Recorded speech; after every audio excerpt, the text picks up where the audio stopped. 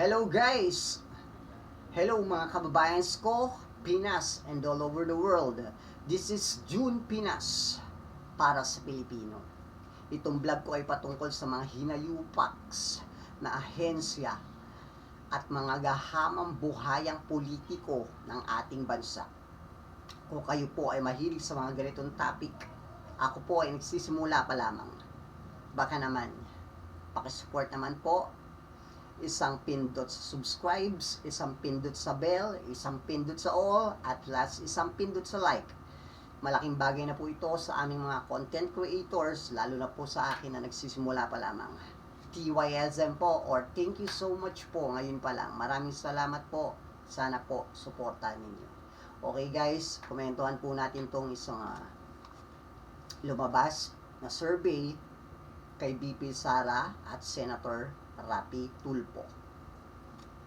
Yung Pulse Asia survey. Ay, naku, nakita ko yan. Teka nga. Okay guys, Pulse Asia. Alam naman po natin na marami na pong kinaharap na issue itong Pulse Asia about dito sa mga survey na to na binayaran, kaya tumaas yung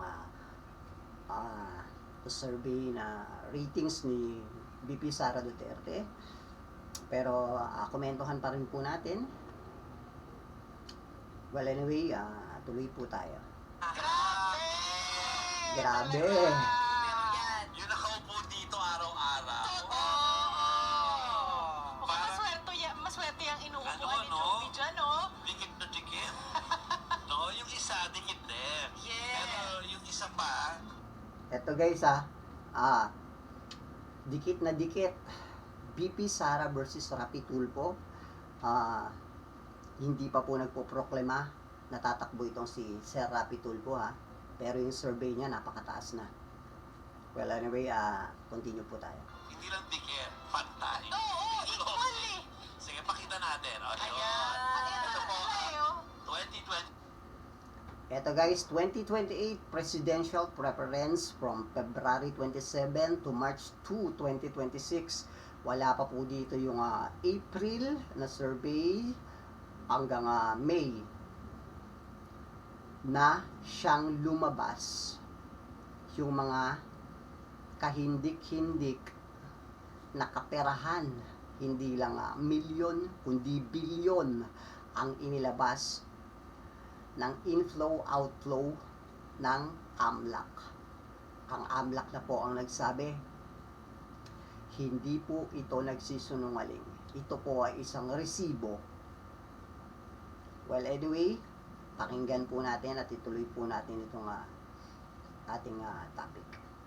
Presidential Preference Survey po na ginanap noong Feb 27 to March 2 ng Pulse Asia Survey. Kinomission po to pero hindi po gustong sabihin ng Pulse Asia kung sino nag-commission sa kanila. Pero they release it in sa publiko na po, ano? At ito po, kung pagtatapatin daw, kung one-on-one, one versus one, Sara Duterte versus Rapi Tulfo, parehong 46%. Oy, And guys, sa survey says na lumabas, tie po sila ni Sara Duterte at ni Sir Rapi Tulfo. 46% po, parehas po sila. It's a tie. Well anyway, continue po tayo. Yung remaining is undecided. Oo. 46 and 46%. The rest undecided. Yan po yung tapatan kung silang dalawa. Okay. So, punta tayo sa Ulitin ko po hindi pa po nagpo-proklima na tatakbo itong si Sir Rapi Tulfo, pero ang kanyang survey napakataas na po. Kumantay na po sa kasalukuyang BP ng ating bansa na wala namang ginawa kundi gumala ang putang ina. isa pang tapatan. Maganda pala tong survey na to, puro tapatan. Tapatan. Ano pa? Sino-sino pa? Pero of course, ayan. Again, 2020. Ito po, isa pa pong survey na ginawa 2028 presidential preference.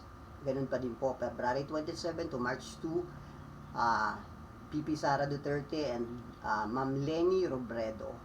51% to 43%.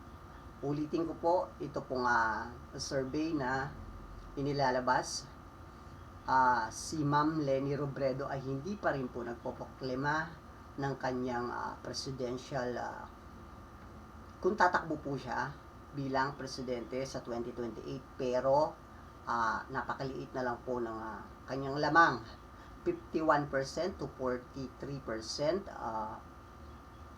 Ang lamang na lang po ni VP Sara dito is 8%. Hindi pa po siya nagpoproklema, natatakbo siya ha. At hindi pa po nasisimulan yung survey after nitong March 2 na hindi pa lumalabas yung mga karumal-dumal na kaperahan na lumabas sa AMLAC na bilyon-bilyong piso. Okay, anyway, continue po tayo. The presidential preference noong Feb 27 to March 2 po yung ginanap itong survey na ito ng Pulse Asia Survey. 51% po kay Vice President Sara Duterte, 43% naman po ang kay Leni Robredo. Mahina kami sa math, Chiki. Ilan ang laman? 43, 8. Yeah. Oo. Walang pinanggalingan 8 percentage points. Walang pinanggalingan itong survey nito para makumpara natin. Yeah. So we can Kasi do that. one-on-one to eh. Oo. Pero sinasabi nila, parang ito ay pagpapatunay doon sa inilabas sa Okta na nagsishrink yung lead. Aha. Pero syempre malayo pa naman, anything can happen. Oo. Pwedeng kapag na-vindicate ni VP VP Sara Sara yung yung sarili, at kung iba pang pwedeng mangyari, pwedeng mag-rebound. Lalo siyang Sa tumaas pa taas, ka. ano. Oo. Pero sa ngayon, based sa mga nagaganap, yan siya. So, Masyadong maliit. Pero ito yung lokasyon. okay. 'Di ba? Kung saan nakakuha ng matataas na numero si VP Sara Duterte at kung saan naman tumaas yung numero ni dating VP Leni Robredo. So, sa Eto guys, yung kanilang pinagbasihan sa survey na ito. Sa location po, sa NCR, Visayas and Mindanao, Duterte Sara, Tulfo Rafi. Ito po, pakinggan natin. CR, 1 point lang ang lamang ni VP Leni kay VP Sara. Oo, pagdating doon sa Pulse Asia, ano nangyari? Wala na bang pambayad? Kaya, ito, yung lumalabas. Or kalahati na lang. O para hindi kayo masyadong alata. Well, anyway, pakinggan po natin. CR. Pero sa Balance Luzon, malaki. As in 67, etong si Mayor Leni Robredo at 26, etong si VP Sara. Pero, yung sa Mindanao, yun ang, syempre, expected naman yun na pinakamalaki talaga yung Tignan nyo sa Mindanao, 93% si VP Sara Duterte and si Ma'am Leni is 6% lang. Alam nyo, yung mga sumusuporta pa rin dito sa Duterte siblings, magising na po kayo. Sinasampal na po sila ng mga ebidensya na may resibo. Bakit nyo pa rin sinusuportahan itong wala namang ginawa sa bansa na ang taas-taas ng survey, kundi gumala lang, pumunta doon sa kanyang amang karton, na hindi naman po mapupunta doon kung wala namang kasalanan, di ba guys? Well, anyway, pakinggan pa rin po natin. nitong si Vice President Sara Duterte compared sa 6 ni VP Leni. 93 versus 6. Expected. Oo, expected naman yun. Sa Visayas din. Okay. Sara Duterte din ang labang. Vismin area. Vismin area talaga. Oo. Yan. So again, sinasabi namin, ito po ay kinumisyon na gawin po ng Pulse Asia Survey pero hindi po nais-it. Ayun guys hindi pa po ito nagpoproklama. Ito pong dalawang magiging kung sakali natatakbo si Ma'am Lenny and then si Sir Rapi Tulfo, pero yung survey nila is napakataas na. At wala pa po dito yung survey ng April to May na siyang lumabas. Yung mga kabugukan, mga kaguhan, mga karumal-dumal na pinagagawa sa pondo ng bayan nitong tawag nila ay Chucky. Napaka bobo na, gala ng gala, walang ginawa. Tapos sasabihin nila si Mr. President Bongbong Marcos walang ginagawa. Napaka. Kumbaga common sense na lang po. Siguro kung wala itong pampinansyal dun sa mga kanyang kampon, ewan ko lang kung itong server na ito ay lalabas na siya pa rin ang mataas. Alanganin po siya ron kung wala po siyang financial na pinagkukunan at binibigay doon sa kanyang mga hinayupak na mga alipores. Well, anyway, tuloy po tayo. Reveal ng boss kung sino yung nagpa-komisyon o ang nagpatanong ng mga ito na, pero I think it's a political, dalawa lang naman yan political party o yung mga business sector na gustong malaman kung sino yung alternatives o kaya kung sino yung kung gaano rin kalakas si VP Sara. They wanna know, no? So, at mukhang yan po ang lumalabas. Pero this is Feb to March, which is like 1.5 years pa from the actual campaign. So, ito yung mga pauna pa lang po. Kumbaga, pang-forma pa lang to. Pang-forma pa lamang. Kumbaga, gusto pa lang mag-decide ng mga tao na nasa likod nung nagpa-survey nito para malaman nila. Putuloy po natin guys Alam nyo, para sa akin ang komento ko dito, dapat hindi na isinasama sa mga survey itong kasalukuyang vice presidente ng Pilipinas. Alam niyo kung bakit? Ano ibig sabihin nun? Sa mga ginawa niyang krimen na isinasampal na sa kanya yung mga ebidensya. Ibig sabihin, sa mga susunod na taon, makakatakbo pa rin siya. Or parang hindi niya pananagutan yung mga pinagagawa niyang krimen dito sa ating bayan, sa ating bansang Pilipinas, sa mga taong bayan. Ibig sabihin ba, makakatakbo pa rin siya?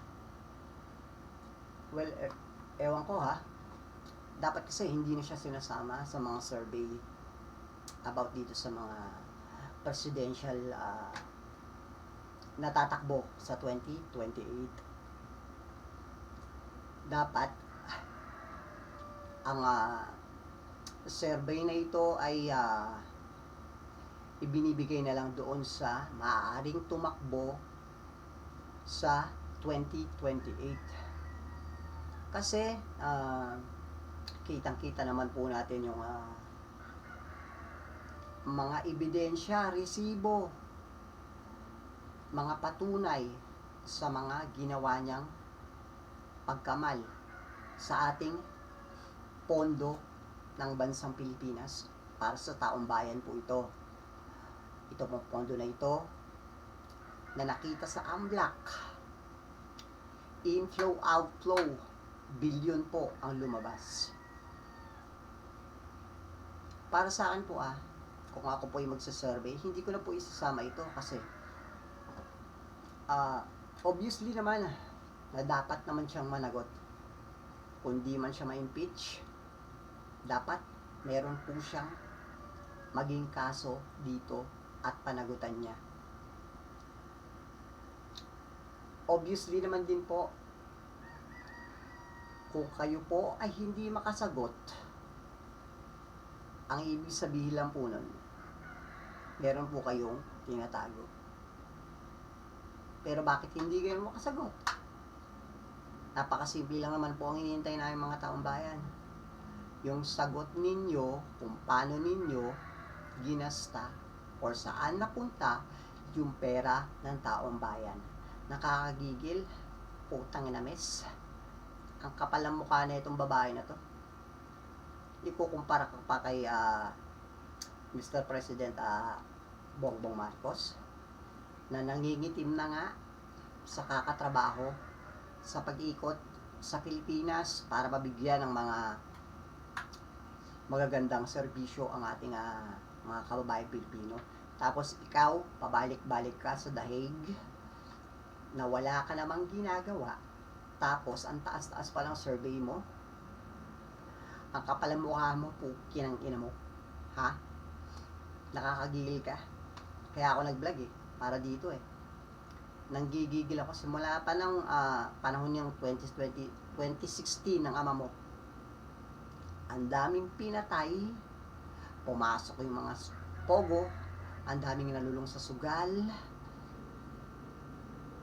pati doon sa nung panahon ng COVID, di ba guys? Ang dami nilang pinagagagawa, yung para mali. Diyos mio, marimaro, fusang minamis kayo, mga Duterte. Dapat sa inyo talaga matanggal na. Wala nang makaupo pa. Hirap na hirap ang Pilipinas. Ngayon lang nangyari ito sa bansa. Ako po ay 40 years old na. Pero ngayon ko lang po nasaksihan ang ganito nga napakadaming lahat ng mga naging balita na masasama, na korupsyon. Halos lahat kayo ang pinagmulan. Mga demonyo kayo. Kung ano yung next move nila o kung Teka. sino susuporta. So, February to March 2, ginawa yung survey. Prior pa ito doon sa announcement ni Mayor Lenny na wala siyang planong tumakbo. Feb No? 28 to March 2. Kailan ba yun? And ginawa ang survey sa panahon na nagsabi na rin naman si Idol, si Senator Ravi Tulfo na Ayaw niya rin. Hindi siya tatakbo. Pero nilagay pa rin kasi sila yung mga options. Oo. So nakikita niyo po doon sa breakdown kanina, hindi lang pala undecided. Meron din, halimbawa, under doon sa column ng Patingin Tulfo po. versus Sara, nandun Ngayon guys, partida na hindi pa po sila nagpo-proklama na tatakbo. Pero pantay na po ang survey para dito po kay Sir Rapi Tulfo at si Krong BP Sara Duterte. Alam nyo guys, sobra na yung ginagawa o ginawa nila sa taong bayan at sa bansang Pilipinas. Huwag na po tayong magpakabobo. Gumising na po tayo. Alam ko naman po na kaya po may mga ganyan na kahit obviously na kitang-kita naman na natin na sinasampal na sa kanila yung mga ebidensya, yung mga pinagagawa nila na pag-ubos o pagkamal sa ating pondo sa bansang Pilipinas na para sa mga Pilipino. Pero ito pong si Sara Duterte, hindi ko maintindihan bakit ganun pa rin yung pagsuporta. Hindi naman naniniwala ako na pabagsak na ito. At kaya meron pa rin silang mga galamay o mga supporters dahil sa pera. Tanggalin nyo po yung pera na yan. Tignan nyo po at i-survey nyo. Tignan nyo kung lalabas pa rin. Napapantay ba siya or mas mataas pa ang survey niya kumpara doon kay BP Lenny na walang ginawa, walang naging kaso about sa mga corruptions. Tignan nyo, tanggalin nyo yung pera ni BP Sara Duterte. Tignan nyo kung hindi magbaligtaran yung mga potang ng mga alipores niyan. Yan lang naman ang nagpapatakbo dyan. Or yan lang ang mga ang sinasandala niya, or nagpapataas lang, or nagpaparami, or may supporters pa rin siya dahil sa perang ninakaw niya. Huwag na po tayong maging tanga sa pagboto ng mga ganitong klaseng politiko. Sobra na po. Hindi po sila ang tinatamaan dito, kundi tayo pong mga nasa bansang Pilipinas. Tayo pong mamamayan, tayo po ang nagdudusa sa mga pagnanakaw. Halos lahat naman po din. Pero ito po si mga Duterte, sobra. Halos lahat ng mga naging korupsyon dito sa Pilipinas ay sangkot po sila.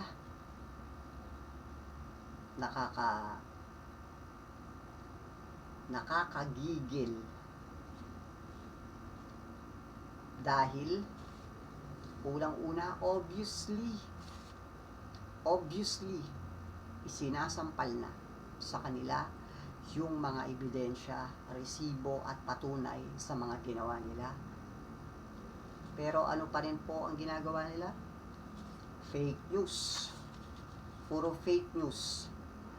Kasi nga naman yung mga ibang kababayan natin marami pa rin po ang pwedeng at kaya nilang mapaikot kung wala po silang knowledge about dito, or hindi po sila aware sa mga nangyayari po sa social media na inilalabas ng mga mainstream media, mga vloggers about po dito sa mga corruptions.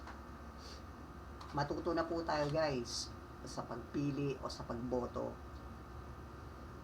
ng ating iuupo sa ating gobyerno. Maraming salamat po guys. Hanggang sa susunod na aking vlog. Sa ulitin, maraming salamat po sa susuporta. Maraming pa po akong videos na gagawin at kokomentuhan about po dito sa mga hinayupaks na mga corrupt na ito. Bye guys. Kita-kita po tayo ulit. Thank you. Mwah.